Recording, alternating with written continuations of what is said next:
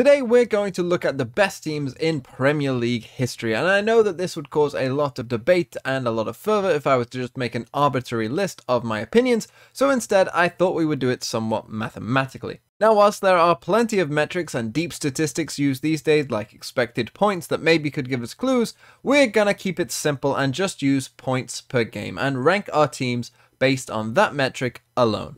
The justification for doing so is that in the Premier League they play 38 games, which means that any luck in games should balance out over an entire season, and that everyone in theory should end up in about the correct position with the amount of points they deserve, and also it keeps it simple. So with that in mind then, let's get into the top 5 Premier League teams in history. At number 5, somehow we've ended up in a situation where a second place team has made it onto the list.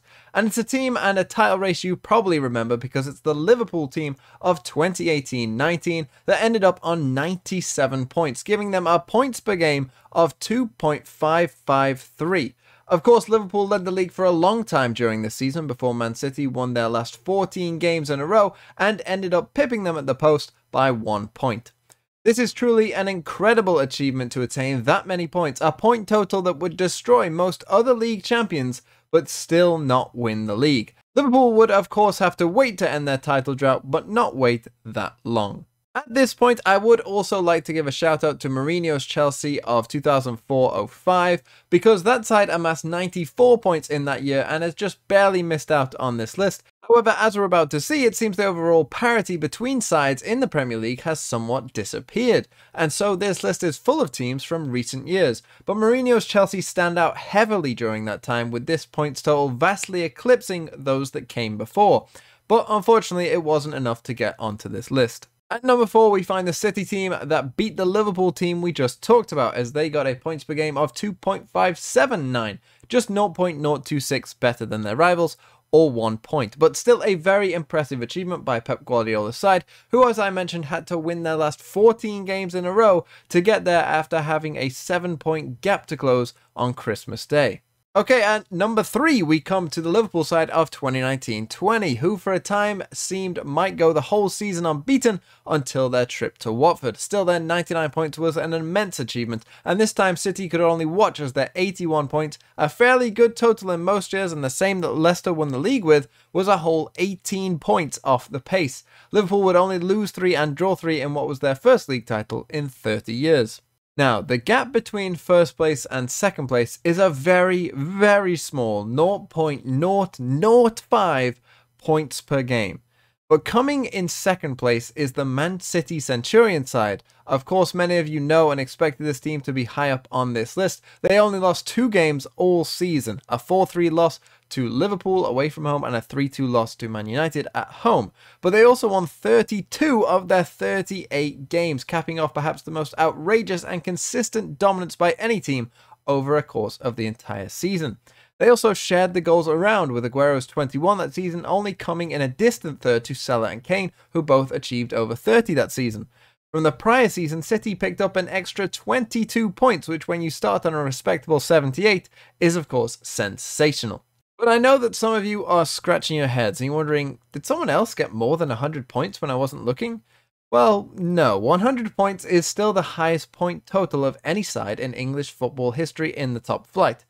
But I might have lied to you, because I also looked at the points per game before the Premier League era as well and worked out the points per game of those teams.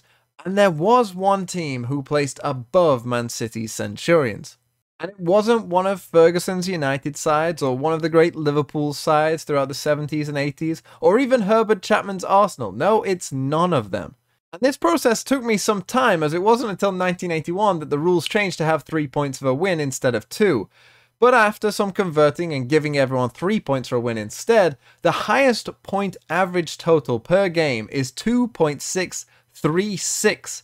And the side that did it was the Preston North End side of 1888 to 1889. Yes, the team that won the first ever league season in not just English but footballing history also holds the record for the highest point per game average of any side in the English top flight.